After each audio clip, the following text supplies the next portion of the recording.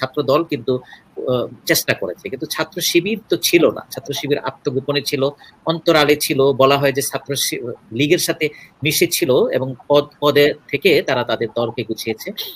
সেটা আসলে আমি যদি বলতে চাই যে এটা কিভাবে সম্ভব হয়েছে আপনাদের, যে এরকম আত্মগোপনে থেকে ছাত্রলীগের সাথে মিশে ঢাকা বিশ্ববিদ্যালয়ের মতো জায়গায়ও সেইখানে সাংগঠনিক কার্যক্রম পরিচালনা করা, নিজেদের কমিটি গুলাকে মানে আপ টু ডেট রাখা। যেরকম আমি ছাত্রদলের সভাপতিকে একটা সময় শুনছিলাম যে তিনি আপনাদের কাছে গত 16 বছরের কমিটি চেয়েছিল। আপনাদের কি সত্যি গত 14-15 বছর ঢাকা বিশ্ববিদ্যালয়ের কমিটি ছিল নাকি? এটা হ্যাঁ, আমাদের প্রতি বছরের 31শে ডিসেম্বর আমাদের কাউন্সিল হয়। 31শে ডিসেম্বরই আমাদের কেন্দ্রীয় সভাপতি নির্বাচন, সেক্রেটারি জেনারেল মনোনয়ন, এরপরে সারা দেশের সকল শাখা এক সপ্তাহের মধ্যে সেট আপ দিই আমরা। এবং আমাদের যে হাজার হাজার ইউনিট রয়েছে, এই ইউনিটের সেট আপ দিতে আমাদের সর্বোচ্চ 15 দিনের প্রয়োজন হয়। 10 থেকে 15 দিনের মধ্যে সকল প্রোগ্রামগুলো আমরা প্রতি বছরই সেট করেছি। ইভেন ঘটনা এমনও হয়েছে যে চরম অবস্থা খারাপ, বসার জায়গা নাই, যেখানে আমাদের প্রোগ্রাম করার কথা সেই প্রোগ্রাম শুরু করেছি, হয়তো কার্যকরী পরিষদের 30 জন 35 জন 40 জন সদস্য মিলে প্রোগ্রাম শুরু করা হয়েছে। পুলিশ খবর পেয়ে গেছে, প্রোগ্রাম অর্ধেক করে এরপরে গিয়ে জুমে মিটিং করে সেট আপটা দেওয়া হয়েছে। 4 জন একটা রুমে বসে আছে, অন্য রুমে 5 জন 6 জন করে করে বসে বিভিন্ন ভাবেই আমাদের সেট আপ কার্যক্রমগুলো করেছি।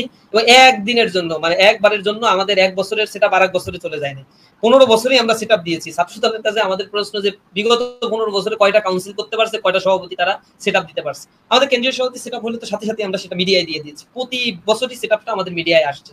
এবং আমাদের যে শাখাগুলোর সেট আপগুলো, বিশেষ করে মহানগর শাখাগুলো, প্রতিটা প্রোগ্রাম তারা করতো, আমাদের কর্মসূচিগুলো মিডিয়ায় আসতো, সোশ্যাল মিডিয়ায়। এখন স্ক্রলিং করলে ওই সময়ের রেকর্ডগুলো আপনারাও খুঁজে পাবেন, দেখতে পাবেন কি ধরনের কর্মসূচি আমরা সরব ছিলাম। শাখা সভাপতি নিজ পরিচয়ে সেখানে বক্তব্য দিচ্ছে, কেন্দ্রের দায়িত্বশীলরা বক্তব্য দিচ্ছে, কেন্দ্রীয় সভাপতি বার্তা দিচ্ছে প্রতিটা গুরুত্বপূর্ণ দিবসগুলোতে। সুতরাং এটা প্রশ্নই ওঠে না যে আমাদের মানে হাইট ছিলাম, মানে এত হাইট ছিলাম না।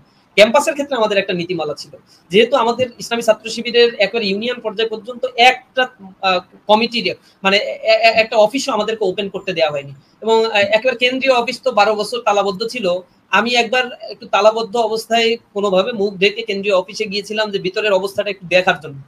আমি ঢোকার সাথে সাথেই দারোয়ান এসে বলতেছে যে আর ঢোকা লাগবে না, এই রাস্তা থেকে বের হন, না হলে পুলিশ আসছে। কিন্তু মানে 12টা বছরের একটা দিনও আমাদের সার্ভেলেন্সের আওতার বাইরে ছিলাম না। পুলিশের সার্ভেলেন্সে মানে তারা কখন কে যাচ্ছে ওইখান থেকে, এবং ওইখান থেকে তো অনেক ভাইরা আমাদের গ্রেফতার করা হয়েছে, কেন্দ্রের দায়িত্বশীলদের গ্রেফতার করা হয়েছে।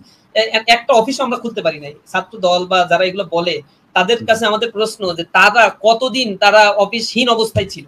কেন্দ্রীয় অফিসে তো তারা দেদারসে কাজ করছে। তাহলে এটা কি আমরা বলবো যে বিএনপি আওয়ামী লীগের সাথে আতাত করে অফিস নিয়ে চমৎকার ভাবে কার্যক্রম চালাইছে? জামাত তো এটা পারে নাই। ছাত্র দলের ব্যাপারে কি আমরা বলবো যে ছাত্র লীগের সাথে আতাত করে প্রতিটা ইউনিয়ন ওয়ার্ড উপজেলা পর্যন্ত তোমাদের অফিস তো ওপেন ছিল, তার মানে তোমরা আতাত করে চলছো? এই কথাগুলো মানে চরম অযৌক্তিক একটা বিষয়। আমাদের উপর জুলুম নির্যাতন চালানো হয়েছে, এটার কারণটা হচ্ছে ইসলাম। ইসলামকে তারা সহ্য করতে পারে না বা থ্রেট হিসেবে মনে করে। আর প্রাথমিক পর্যায়ে ইসলামী ছাত্র শিবিরকেই তারা সবচেয়ে বেশি থ্রেট মনে করতো। এ কারণে যে কোনো আন্দোলনের ক্ষেত্রে ইসলামী ছাত্র শিবিরের ভূমিকা, সামনে থাকা বা ছাত্র শিবির যেভাবে সংঘবদ্ধভাবে কার্যক্রম পরিচালনা করতে পারে, এটা তাদের জন্য ম্যাসিভ পরিমাণে একটা থ্রেট ছিল। আর এই কাজগুলো এই কারণে ছাত্র শিবিরকে ফার্স্ট টার্গেট তারা করছে। অসংখ্য ভাইদেরকে আমাদের আওয়ামী লীগের আমলে 140 জনের উপরে ভাইকে আমাদের ক্রস ফায়ার দিয়ে তারা হত্যা করছে। এরপরে ক্যাম্পাস গুলো তো আমাদের ছাত্র জীবনই কন্টিনিউ করতে দিত না, ছাত্রলীগ পিটায় বের করে ফেলতো, হলে থাকতে দিত না। সেই জায়গা থেকে কেউ ইসলামী ছাত্র শিবির করে এই পরিচয় দেওয়ার প্রশ্নই ওঠে না। আর ক্যাম্পাস গুলোতে যেহেতু আমাদের কার্যকর কোনো প্রোগ্রাম ছিল না, মিছিল মিটিং ছিল না, কোনো সভা সমাবেশ আমরা ক্যাম্পাসের ভিতরে করতাম না, সুতরাং কমিটি ফ্ল্যাশ হওয়া এখানে কোনো যৌক্তিকতা ছিল না, প্রয়োজনীয় ছিল না। আর এটা প্রয়োজনীয়তা তখন দেখা দিত যখন আমাদের সুস্থভাবে কার্যক্রম পরিচালনা করার সুযোগ ছিল। কিন্তু আদর্শিক ছাত্র সংগঠন তার কার্যক্রম তো সে পরিচালনা করবেই। সেখানে আমরা কমিটি দিতাম, প্রতিটা বিশ্ববিদ্যালয়ে যেখানে ওপেন ছিল রাজনীতি সেখানে আমাদের কমিটি ছিল।